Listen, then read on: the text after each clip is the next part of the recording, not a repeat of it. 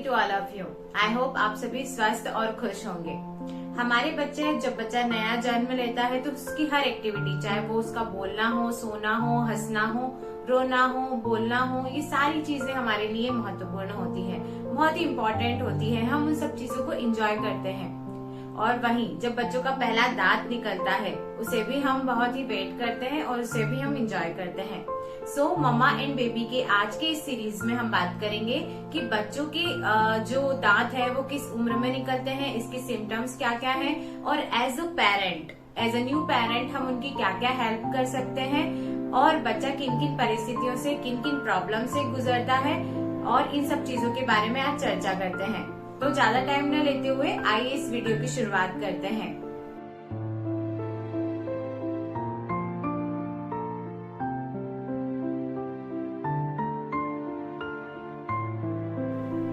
तो सबसे पहले कि बच्चों में दांत किस उम्र में निकलते हैं, तो मोस्टली बच्चों में देखा गया है कि 6 से 12 महीने में उनके दांत आना शुरू हो जाते हैं, उनके मसूड़े बनने लग जाते हैं।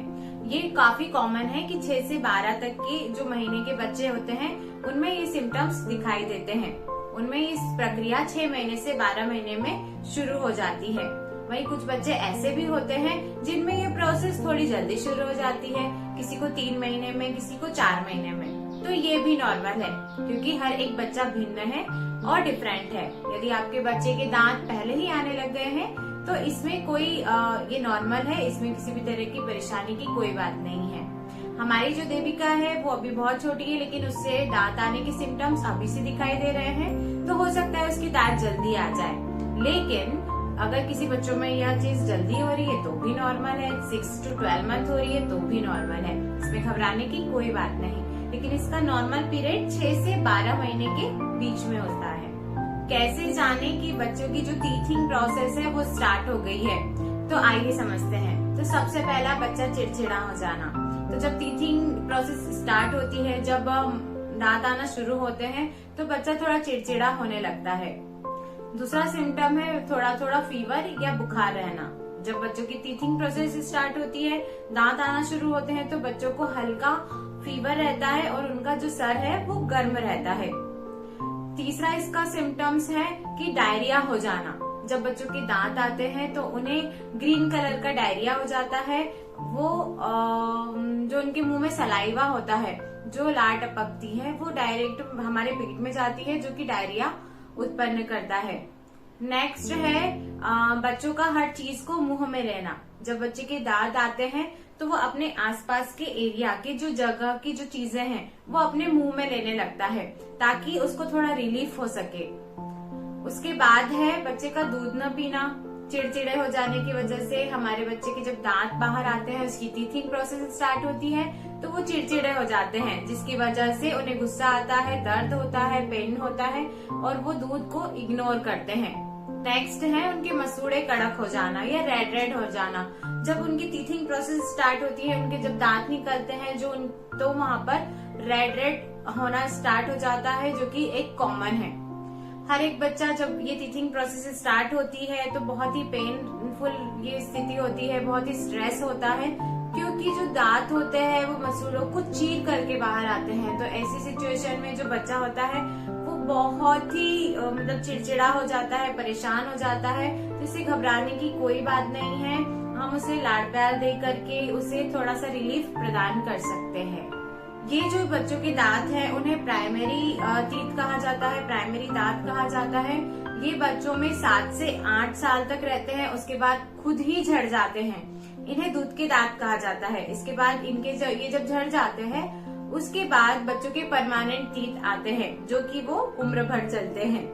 उसके बाद हम बच्चों की कैसे हेल्प कर सकते हैं। जब बच्चा टीथिंग प्रोसेस उसकी होती है तो बहुत ही क्रैंकी हो जाता है, बहुत ही परेशान हो जाता है और घर वालों को भी परेशान कर देता है। तो इसमें हम उनकी कैसे हेल्प कर सकते हैं, आइए कुछ पॉइंट्स को जानते हैं। तो सबसे पहला है कि बच्चे को लाड़ प्यार करें। तो जब बच्चे की टीथिंग प्रोसेस होती है, जब उसके टीथ आते हैं, तो हमें ज्यादा से ज्यादा बच्चों को ध्यान देना होगा और उन्हें लाड़ प्यार करना होगा। जब उन्हें लाड़ प्यार करेंगे तो कुछ हद तक उनका जो पेन है वो कम हो जाएगा, और उनकी जो फेवरेट चीजें हैं वो करें, उनको जो चीज पसंद आ रही है या वो चीज हमें ज्यादा से ज्यादा करनी चाहिए, ताकि उनका जो ध्यान है वो वहां से हटके उस एक्टिविटी पर चले जाए और उसे कुछ समय के लिए रिलीफ मिले। नेक्स्ट है, डॉक्टर की सलाह पर हम पैरासीटामोल दे सकते हैं। यदि बच्चे की टीथिंग प्रोसेस है, उसे हल्का फीवर है, सर में दर्द है, तो हम डॉक्टर की सलाह लेने के बाद ही उसे पैरासीटामोल का डोज दें, और ताकि वो उसका फीवर कम हो और उसे थोड़ा सा रिलीफ हो। उसके बाद सॉफ्ट टॉयज दें। मार्केट में सॉफ्ट टॉयज अवेलेबल हैं। जब बच्चों की टीथिंग प्रोसेस होती है, उसकी उनके जब दांत आते हैं तो कुछ टॉयज आते हैं जो कि बहुत सॉफ्ट होते हैं। जब हम उन्हें देते हैं तो बच्चे अपने जो दाढ़ है मसूड़ों में वो बहुत ही अच्छा फील करते हैं जब हम उन्हें टॉय देते हैं, तो हमें उन टॉय को देना चाहिए। नेक्स्ट है, जब बच्चे की टीथिंग प्रोसेस स्टार्ट होती है तो हमें अपना जो सराउंड है, उसके जो आसपास की चीजें हैं उन्हें क्लीन रखना चाहिए, चाहे वो बिस्तर ही क्यों ना हो, चाहे वो बेडशीट हो, क्योंकि आसपास की सभी चीजों को बच्चा अपने मुंह में डालता है, इससे इन्फेक्शन होने के चांसेस बहुत ज्यादा होते हैं। जो डायरिया होता है या फीवर आता है वो दांत की वजह से नहीं होता, बल्कि उन्हें इन्फेक्शन बैक्टीरिया की वजह से हो जाता है, क्योंकि जो आसपास का सराउंडिंग है उसमें कई सारे बैक्टीरिया होते हैं। इसलिए उसके आसपास की चीजों को नीट और क्लीन रखना ये हमारे पेरेंट्स की रिस्पॉन्सिबिलिटी है, तो ये चीज अवश्य ध्यान रखें। शहद से मसाज करें। जब बच्चों के दांत आने स्टार्ट होते हैं तो हम हल्का सा शहद दे करके उनके जो मसूड़े हैं उस पर हल्के हल्के रब कर सकते हैं, इससे भी उन्हें काफी हद तक रिलीफ मिलेगा। कई बार कुछ लोग ड्राई वाटर भी देते हैं, कुछ लोग घुट्टी देते हैं, तो ये चीज नॉर्मल है। आपको यदि लगता है कि उन्हें देना चाहिए तो आप दे सकते हैं। हम हमारी श्री के लिए इस घुट्टी का यूज करते हैं, इसे गोपाल घुट्टी कहा जाता है और ये यहाँ पर नहीं मिलती, ये राजस्थान से मिलती है। ये हमारी फैमिली में काफी लंबे समय से चलता आ रहा है कि जब भी बच्चों की टीथिंग होती है तो हम उन्हें ये घुट्टी देते हैं। मेरी मासी के जितने भी बच्चे हुए हैं और मेरे भाई के जितने बच्चे हुए हैं, हम सभी में ये चीज कॉमन है कि हम उन्हें ये वाली घुट्टी जरूर देते हैं। इसे गोपाल घुट्टी कहा जाता है। ये हम परचेस करते हैं राजस्थान से, और इस घुट्टी को देने से बच्चे का पेट भी अच्छा रहता है, टीथिंग प्रोसेस भी अच्छे से निकलती है, बच्चे को ज्यादा प्रॉब्लम्स नहीं होती। यदि आपको मिल जाए तो आप इसे लेकर के बच्चे को दे सकते हैं, लेकिन वैसे ही हर बच्चा अलग होता है। कुछ बच्चों को सूटेबल होती है और कुछ को नहीं होती, तो देने से पहले आप एक बार डॉक्टर से कंसल्ट कर लें या फिर आपके हिसाब से आप देख सकते हैं।